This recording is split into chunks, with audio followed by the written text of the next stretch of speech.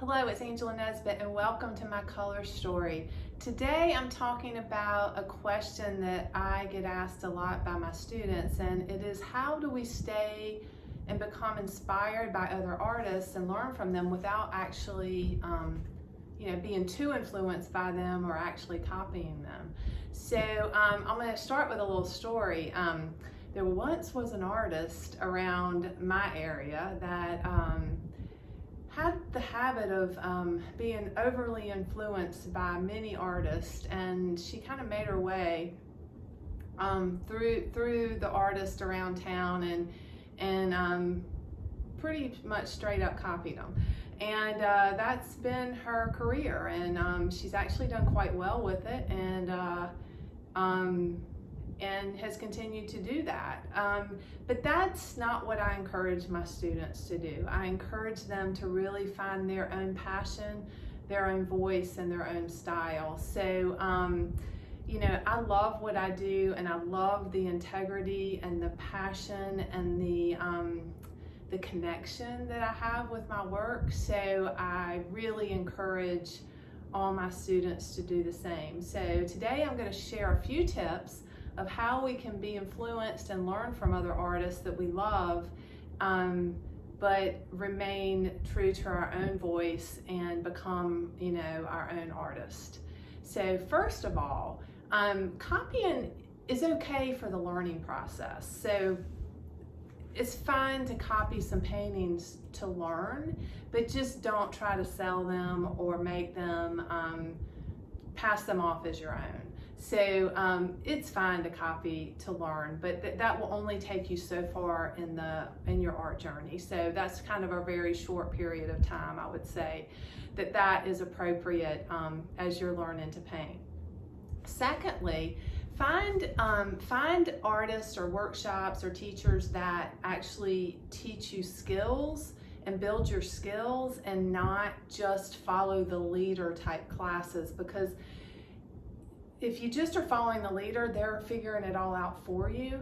But if someone's teaching you a skill, you can really build that toolbox, and then your own voice will begin to emerge. I always tell my students to work on that toolbox and build it as strong as they can, and then move on from there. Second up, or I guess third, if you are inspired by another artist, which I certainly have been incredibly inspired, and I'm so grateful for all of those artists that have inspired me, is dig deep and learn a ton about them, and learn what inspires them, learn about their process, learn about who they studied with. That's really interesting, and it's funny because most of the artists that have really, really influenced me in my work, if I dig deep, they are all inspired by kind of in the same little niche, and they don't seem like they would, but when you start getting to know them, they all kind of have similar influences and similar paint applications, and it's really interesting. And that also kind of dilutes that one influence or that one little thing and makes it much broader, which can help you be influenced to strengthen your path rather than just, copying that influencer. And then on another note, to just be influenced by a lot of different people. So expose yourself to a lot of different art and a lot of different things that you love, and then bring all those things back and put them together in your own voice, in your unique way. And that's how you develop that style and that voice of your own without being just another artist X, whoever that artist is. So I highly encourage that, and really that it feels really good too. It feels really authentic and really fun.